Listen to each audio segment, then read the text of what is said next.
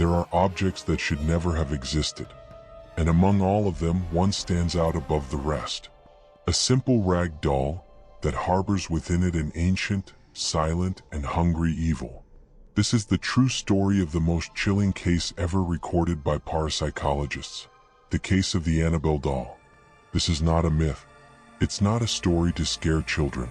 It's real. And it was so terrifying that even the bravest paranormal investigators were marked for life. This is the story of the most disturbing case ever archived by the Warrens. A story that will haunt you even after it ends. The cursed case of the Annabelle doll. It all began in the year 1970.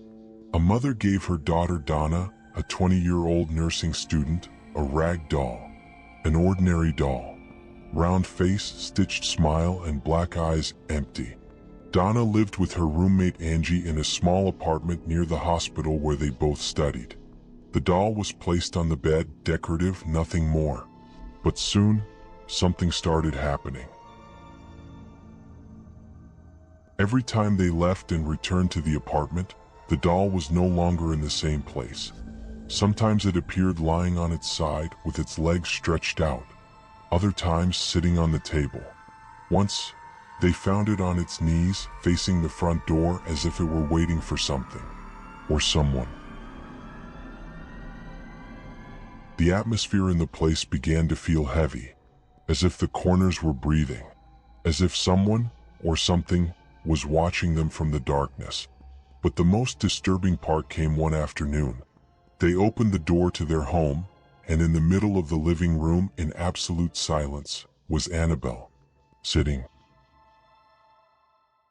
with drops of blood on her chest and on her hands. There was no blood on the floor or on the furniture, only on her, as if that blood belonged to her. The girls panicked. They thought about getting rid of the doll, but first they decided to seek help. They contacted a medium. A woman who, as soon as she crossed the threshold of the apartment, stopped. Her eyes widened as if something invisible had touched her. And then she said, "There is a presence here." During the seance, the medium revealed the name, Annabelle Higgins, a 7-year-old girl who, according to the spirit, had tragically died years ago, right in that building. The medium assured them that the spirit felt at peace living with Donna and Angie, and that it only asked for one thing, to be allowed to stay inside the doll. And they agreed. They said yes, thinking it was a lost, trapped child. But they didn't know they had accepted something much older and much darker. From that moment, the manifestations increased. Bangs in the middle of the night. Whispers near their ears, lights that turned on by themselves, doors that opened slowly, creaking. The atmosphere was no longer just unsettling, it was hellish. Lou, Donna's boyfriend, could never stand being near the doll. He always said he felt an invisible gaze following him. One night, he woke up drenched in sweat. He couldn't move.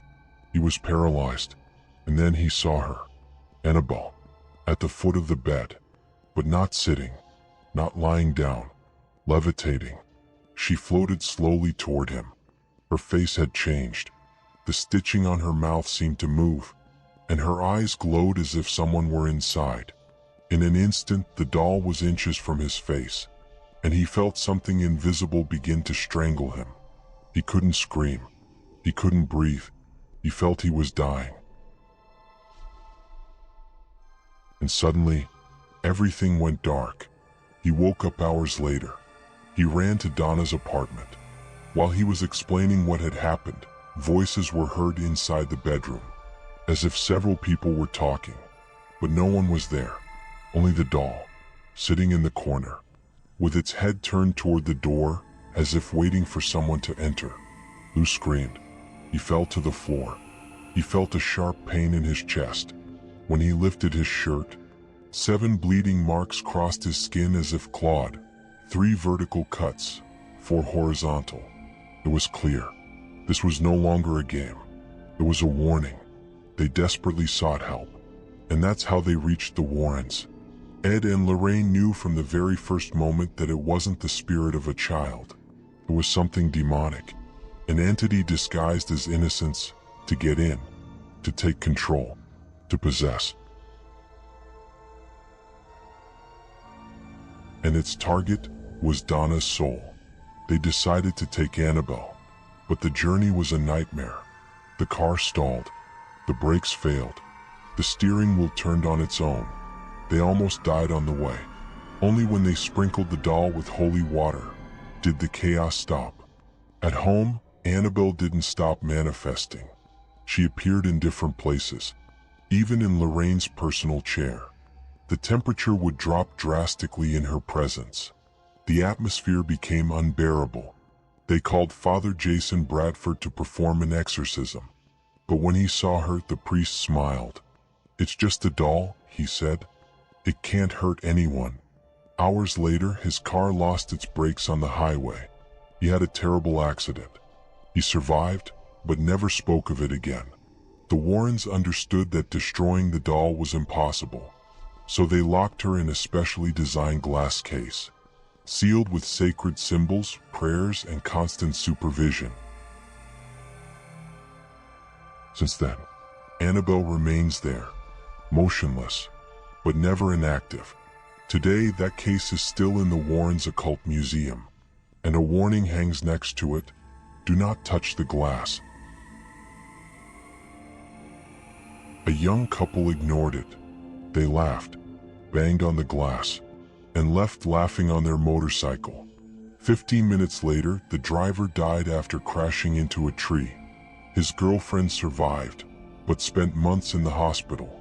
And since then, she never laughed again. Some still doubt this story, but those who have seen Annabelle move, those who have felt her presence, know that evil doesn't need grand gestures. Sometimes it only needs a stitched smile and a body to hide in. Annabelle is still waiting, silently, watching, patiently, until someone else sets her free. If you want to discover more real, chilling stories of entities that still walk among us, subscribe now to Terra Profundo.